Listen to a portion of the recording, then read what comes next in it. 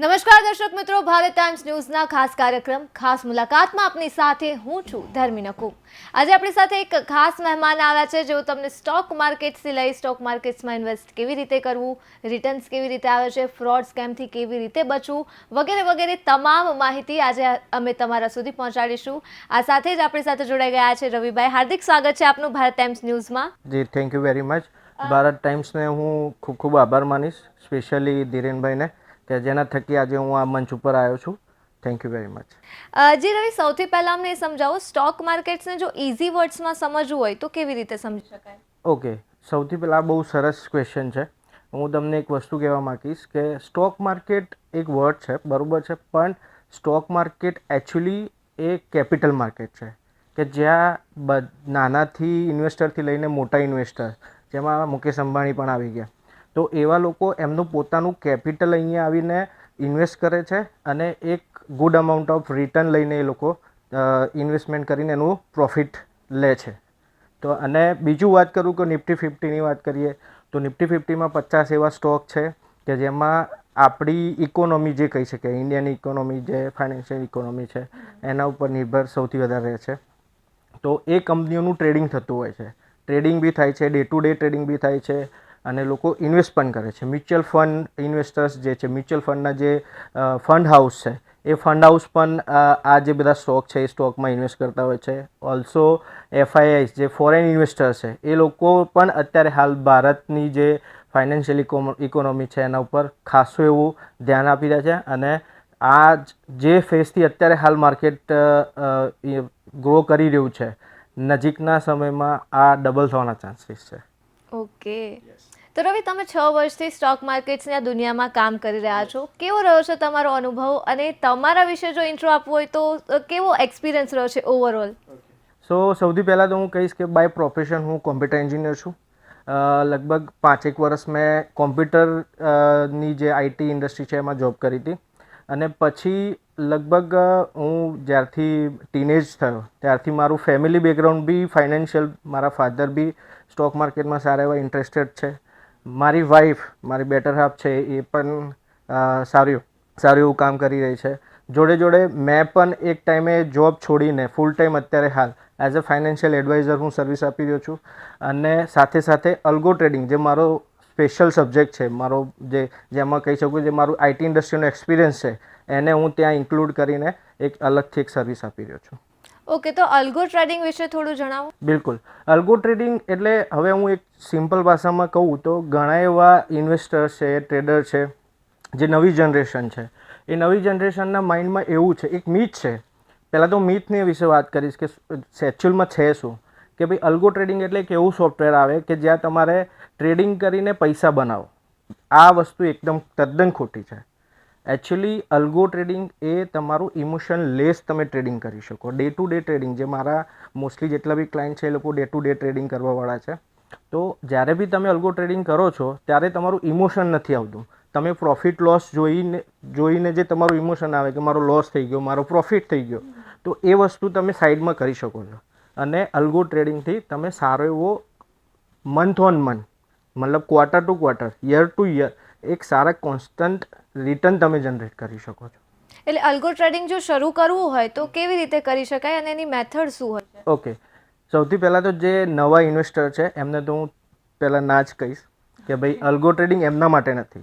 અલ્ગો trading એના માટે છે કે જે ફૂલ ટાઈમ સ્ટોક માર્કેટમાં ટ્રેડિંગ કરી રહ્યા છે, જે સ્ટોક માર્કેટને પોતાનું કેરિયર માની રહ્યા છે. હવે એ લોકો જે મેન્યુઅલ ટ્રેડિંગ કરી રહ્યા છે એમને પોતાનું એક્ઝિક્યુશન ઓટોમેશન કરવું છે.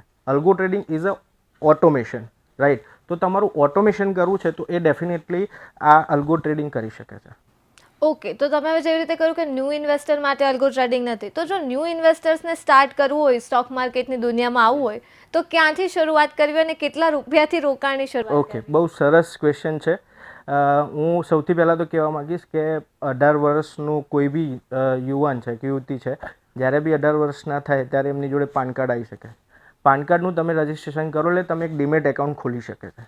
ડીમેટ એકાઉન્ટ ખુલે એટલે સૌથી સેફ વસ્તુ હું તમને જણાવવા જઈ રહ્યો છું કે જેમાં તમે IPO, જે કંપનીના IPO આવી રહ્યા છે, એ કંપનીના IPOમાં તમે એપ્લિકેશન કરીને એમાં ઇન્વેસ્ટ કરી શકો. ડેફિનેટલી એમાં લકની જરૂર પડશે આઈપીઓ લાગવાના ચાન્સીસ અત્યારે ઘણા ઓછા છે. તો તમારે એ આઈપીઓથી તમે સ્ટાર્ટ કરી શકો ને. આઈપીઓ ભરવા માટે મિનિમમ 15,000 રૂપિયાની જરૂર પડે. તમે અત્યારે હાલ નાના મોટા જેટલા બી યુવાન છે એમની જોડે 15,000 બહુ મોટી રકમ નથી. તો 15,000થી તમે ઇન્વેસ્ટમેન્ટ સ્ટાર્ટ કરી શકો. જે મીડિયમ લેવલના ઇન્વેસ્ટર્સ છે કે જે અત્યારે હાલ વર્કિંગ છે, જેમને સારી એવી સેલેરી છે, તો એ લોકો માટે હું કહીશ કે મ્યુચ્યુઅલ ફંડ, રાઈટ. તો મ્યુચ્યુઅલ ફંડ એક બહુ સારી વસ્તુ છે. અત્યારે હાલ ગવર્મેન્ટના બી કેમ્પેન ચાલે છે, મ્યુચ્યુઅલ ફંડ સહી છે, રાઈટ. તો મ્યુચ્યુઅલ ફંડ માટે બી તમે ઇન્વેસ્ટમેન્ટ કરી શકો છો. બટ ડેફિનેટલી તમારે આ ઇન્વેસ્ટમેન્ટ કરવા માટે એક ફાઇનાન્શિયલ એડવાઇઝરની જરૂર પડશે. ફાઇનાન્શિયલ એડવાઇઝર વગર તમે ઇન્વેસ્ટમેન્ટ કરી શકો, બટ એક ફાઇનાન્શિયલ એડવાઇઝરનું કામ છે એઝ અ ફેમિલી ડૉક્ટર જે રીતે આપણો હોય એ રીતે જ આપણા ફાઇનાન્શિયલ એડવાઇઝરનું કામ હોય કે જે તમને સાચી દિશા અને સાચું ઇન્વેસ્ટમેન્ટ કઈ જગ્યાએ કરવું એ તમને ગાઈડ કરશે. ઓકે, અને જો સ્ટોક માર્કેટ્સમાં રિટર્નની વાત કરીએ તો રિટર્ન્સ કેટલું મળે છે આમાં?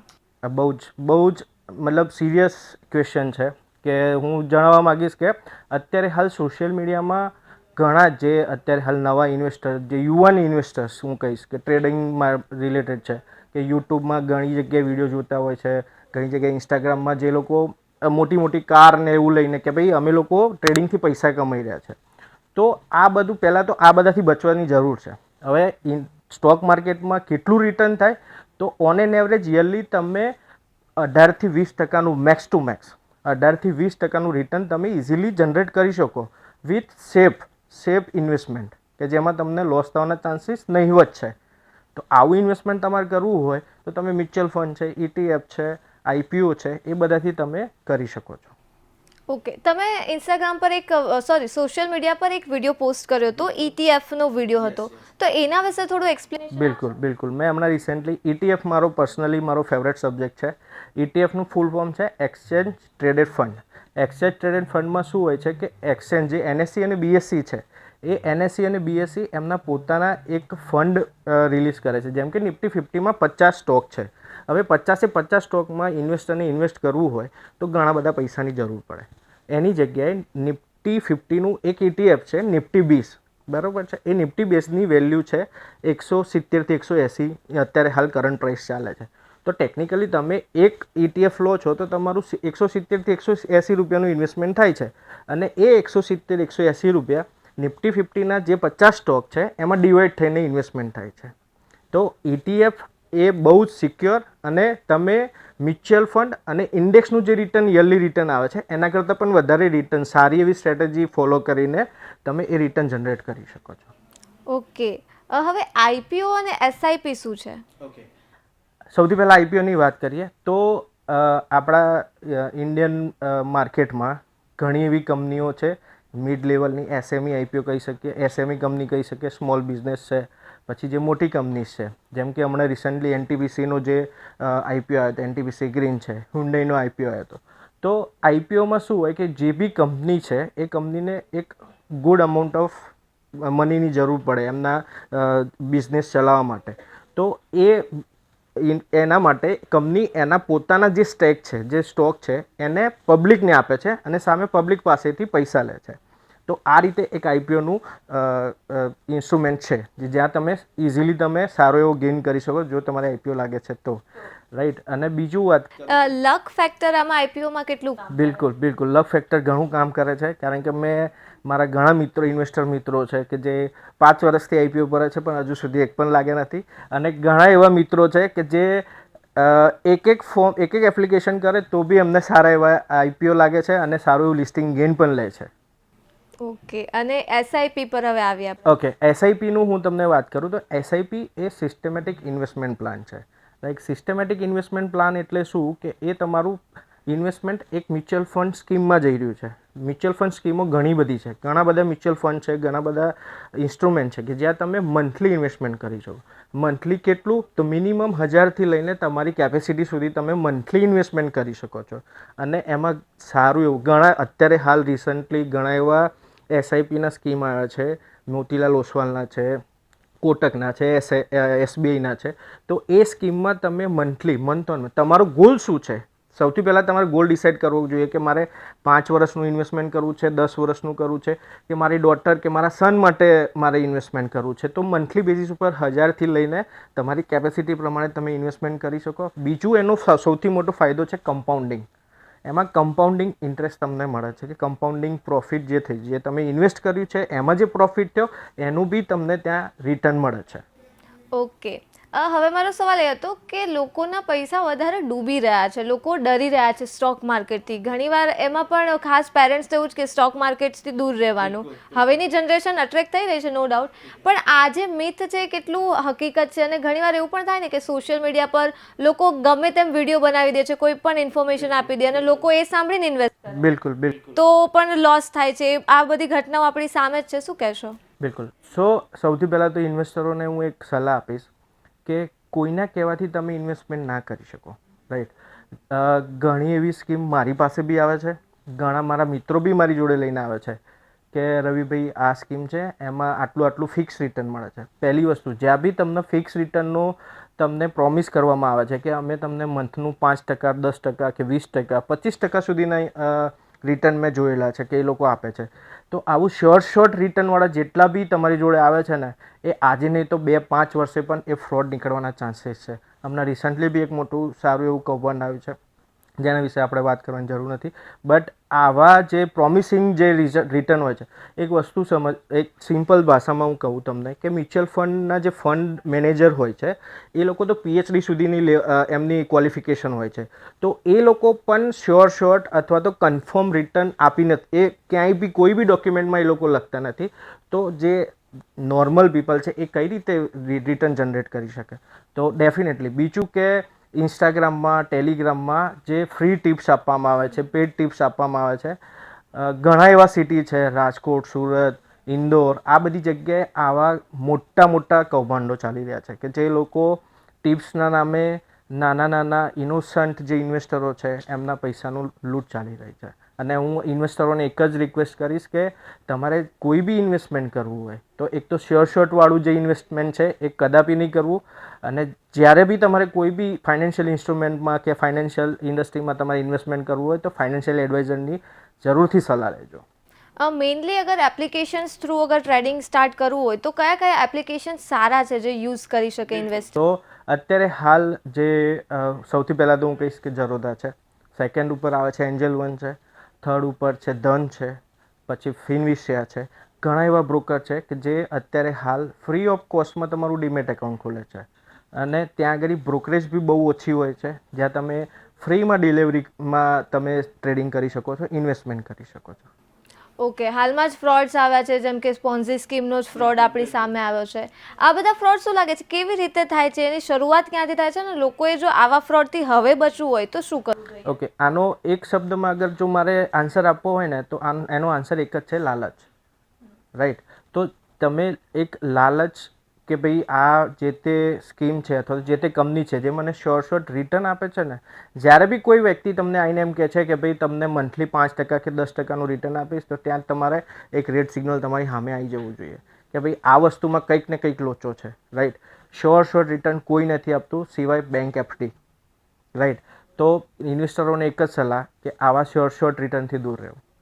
આની સામે બચવાનો એક જ રસ્તો છે. અને મેઇન રીઝન તો લાલચ. હા, લાલચ સૌથી મોટું આ જ છે કે આજે મેં સમજી લો કે 50,000 કે લાખ રૂપિયાનું ઇન્વેસ્ટમેન્ટ કર્યું, મને મંથલી 10,000 રૂપિયા મળે છે, તો હું પછી બીજાને કહીશ, બીજો ત્રીજાને કહે છે, તો આ એક આખી ચેઇન બને છે.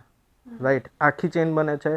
અને એમાં પછી જ્યારે બી મોટા અમાઉન્ટમાં જ્યારે માણસો જોડાય છે ત્યારે એનો પર્દાફાશ થાય ને પછી આ સ્કેમ બની જાય છે. અને આવું શોર્ટવાળું ક્યાંય બી કોઈ જ ઇન્સ્ટ્રુમેન્ટ નથી જે તમને શોર્ટ આપે. હું તમને એક બીજા આવા ફ્રોડ જે રિલેટેડ ફ્રોડ છે એ હું તમને જણાવવા માગીશ કે એક તો ક્રિપ્ટોકરન્સીના ફ્રોડ ચાલે છે, બીજું ફોરેક્સના ચાલે છે. પહેલી વસ્તુ, ફોરેક્સ તો ઇન્ડિયામાં લીગલ નથી. ફોરેક્સ ટ્રેડિંગ ઇન્ડિયામાં લીગલ નથી. અગર તમારી પાસે કોઈ ફોરેક્સની સ્કીમ લઈને આવે છે તો એને પ્રેમથી 2 હાથ જોડીને એના ઘરે મોકલી દેવો. અને આ લાલચની આપણે વાત કરી રહ્યા છીએ તો મેં એવું પણ સાંભળ્યું છે કે જેટલી લાલચ હોય ને તો જ સ્ટોક માર્કેટ્સમાં રિટર્ન સારું મળે, મતલબ કે એવું સાંભળ્યું છે કે લાલચ રાખવી જોઈએ તો તમને પૈસા મળે, પણ ક્યાંક એવું પણ લાગે કે લાલચથી જ પૈસા ડૂબે છે, તો આમાં બેલેન્સ કેવી રીતે કરવું? ઓકે, બિલકુલ. સૌથી પહેલાં તો એક તમારે કેવું ઇન્વેસ્ટમેન્ટ કરવું છે. હું પોતે ટ્રેડર છું, રાઈટ. મેં ઇન્ટરડે ટ્રેડિંગ કર્યું છે, મેં ઓપ્શન ટ્રેડિંગ બી કર્યું છે, પણ મેં એમાં ટ્રાય બી કર્યો, એમાં લોસ બી કર્યો. તો એ મારા ટાઈપનું ઇન્સ્ટ્રુમેન્ટ નથી. તો તમારે પહેલાં તમારી જાતને એક રેડી કરવું પડશે કે હું કેવા ઇન્સ્ટ્રુમેન્ટ માટે રેડી છું. મારું જે સ્પેસિફાઈડ છે, હું પરફેક્શન છે મારું, એ સ્વિંગ ટ્રેડિંગ છે. પછી ઇન્વેસ્ટમેન્ટ માટે છે, મ્યુચ્યુઅલ ફંડ માટે છે. તમે ટ્રેડિંગ કરીને બી વર્ષનું 20-22% રિટર્ન જનરેટ કરો છો અને એમાં હાઈ રિસ્ક હાઈ રિટર્ન છે. એની સામે તમે મ્યુચ્યુઅલ ફંડમાં કે એસઆઈપીમાં ઇન્વેસ્ટમેન્ટ કરો છો તો ત્યાં બી તમને 18-20% રિટર્ન તો મળી જ રહ્યું છે અને સેફ મળી રહ્યું છે. એસઆઈપીમાં બીજી વસ્તુ કે તમારે કોઈ જ વસ્તુ તમારે જોવાની નથી, એ બધું જ ફંડ મેનેજર કરવાના છે. તો તમારે શું કામ તમારો ટાઈમ બગાડવો જોઈએ? તમારે એના કરતાં તમે તમારા બિઝનેસમાં ધ્યાન આપો, તમારી સર્વિસમાં ધ્યાન આપો, તમે અલગથી કોઈ સ્કિલ શીખો અને ત્યાં તમારો ગ્રો કરો, તો બંને સાઈડ તમારી વસ્તુ ગ્રો થશે. તો લાલચ રાખવી કે નહીં? લાલચ જોવા જાવ તો લાલચ ના રખાય. તમારું એક ઇન્વેસ્ટર માઇન્ડ હોવું જોઈએ. ઇન્વેસ્ટર માઇન્ડ, જેમ કે રાકેશ ઝુનઝુનવાલા છે, રાઈટ. તો રાકેશ ઝુનઝુનવાલાએ જેટલી બી કંપનીમાં ઇન્વેસ્ટમેન્ટ કર્યું, તો એવું નથી કે જેટલી કંપનીમાં ઇન્વેસ્ટમેન્ટ કર્યું ત્યાં એમને પ્રોફિટ મળ્યો છે. ઘણી કંપની છે જેમાં એમને લોસ બી બુક કર્યો છે અને ઘણી કંપની છે કે જેના લીધે એ ફેમસ થયા છે, રાઈટ. જેમ કે ટાઇટન છે, એક મોટું નામ છે. તો ટાઇટનમાં જ્યારે રાકેશ સરે ઇન્વેસ્ટમેન્ટ કર્યું હતું ત્યારે એ સ્ટોકની કિંમત 30-35 રૂપિયા હતી અને એ વખતે સારું એવું મોટું એમને ઇન્વેસ્ટમેન્ટ કર્યું હતું અને એને લોંગ ટર્મ માટે. અત્યારે હાલ બી એમનો ત્યાં ટાઇટનમાં એમનો સ્ટેક છે કે જ્યાં એ એઝ અ પ્રમોટર ત્યાં એમનું નામ અત્યારે હાલ બી બોલાય છે. તો ડેફિનેટલી તમે તમારું પહેલાં લાલચ, તો હું એમ જ કહીશ કે લાલચ ના રાખવી. એક ઇન્વેસ્ટર માઇન્ડ બનાવો. એક લોંગ ટર્મ જર્ની છે આખું આ ઇન્વેસ્ટમેન્ટ ફાઇનાન્શિયલ ઇન્સ્ટ્રુમેન્ટમાં કામ કરવું એ. અને બીજું એક સલાહ આપીશ કે જે નવા ટ્રેડર છે, નવા યુવાનો છે, તો તમારે એક એન્જિનિયર બનવું હોય, તમારે એક ડૉક્ટર બનવું હોય, તો એન્જિનિયર બનવા માટે 4 વર્ષ તમારે ભણવું પડે, ડૉક્ટર બનવા માટે મિનિમમ 5 વર્ષ ભણવું પડે. તો એ જ રીતે અગર તમારે ફૂલ ટાઈમ ટ્રેડિંગ કરવું છે, ફૂલ ટાઈમ સ્ટોક માર્કેટમાં કામ કરવું છે, તો પહેલાં તો 3-4 વર્ષ, 3 વર્ષ તો મિનિમમ 3 વર્ષ તમારે આખું સ્ટોક માર્કેટનું સ્ટડી કરો, એના ચાર્ટ છે, એનું એનાલિસિસ, ફંડામેન્ટલ એનાલિસિસ છે, બધું શીખો. પછી એને એક નાના એમાઉન્ટથી સ્ટાર્ટ કરીને મોટા એમાઉન્ટ સુધી તમે જઈ શકો. મેં એવા ઘણા ઇન્વેસ્ટર કે ઘણા ટ્રેડર જોયા છે. બરોડાના એક સર છે મિતેશ પટેલ કરીને, અમદાવાદના એક હિતેશ યાદવ છે, જેમને હિતેશ યાદવ મારા ગુરુ છે. તો એમની જર્ની મેં જોઈ છે કે એ જ્યારે નાની અમાઉન્ટથી ટ્રેડિંગ કરતા હતા, અત્યારે હાલ એમના પોતાના સારા એવા બિઝનેસ ચાલી રહ્યા છે અને સારું એવું કામ કરી રહ્યા છે એ લોકો સ્ટોક માર્કેટ ઇન્ડસ્ટ્રીમાં. ઓકે, તો લાલચ નહીં, પ્રેક્ટિકલી નોલેજ રાખીને ઇન્વેસ્ટ કરવું, લાલચ ના રાખવી. અંતે એટલું જ પૂછવા માંગે, સ્ટોક માર્કેટનું ફ્યુચર તમને કેવું લાગી રહ્યું છે? અત્યારે હાલ જે હું ઇન્ડસ્ટ્રી જોઈ રહ્યો છું, જે રીતે ગ્રો થઈ રહી છે, મેં છેલ્લા 5 વર્ષમાં કોવિડ પછી જે ગ્રો થયો છે અને જે ફોરેન ઇન્વેસ્ટરોનું ઇન્ટરેસ્ટ જે અત્યારે હાલ ઇન્ડિયન સ્ટોક માર્કેટમાં કે ઇન્ડિયાની ફાઇનાન્શિયલ ઇન્ડસ્ટ્રીમાં જે છે, તો આ ડેફિનેટલી અહીંયા છે ત્યાંથી ડબલ થવાના ચાન્સીસ હું જોઈ રહ્યો છું વિધિન અ 5 યર, રાઈટ. તો જે અત્યારે હાલ સેન્સેક્સ 70-75 હજાર રૂપિયા ચાલે છે અને 1 લાખ થવાના ચાન્સીસ છે અને નિફ્ટી 50નું જે અત્યારે ભાવ ચાલે છે એ ડબલ થવાના ચાન્સીસ છે. Okay, thank you so much Ravi, અમારી સાથે જોડાયાને ખૂબ ઇન્ફોર્મેટિવ ચર્ચા રહી. તો દર્શક મિત્રો, આજે આપણે ભારત ટાઈમ્સ ન્યૂઝના ખાસ કાર્યક્રમ ખાસ મુલાકાતમાં રવિજી પાસેથી સ્ટોક માર્કેટ્સની દુનિયાની અવનવી વાતો જાણી. ફરી મળીશું એક નવા વિષય સાથે, નવી વાતો કરીશું. ત્યાં સુધી જોતા રહો Bharat times news. Thank you.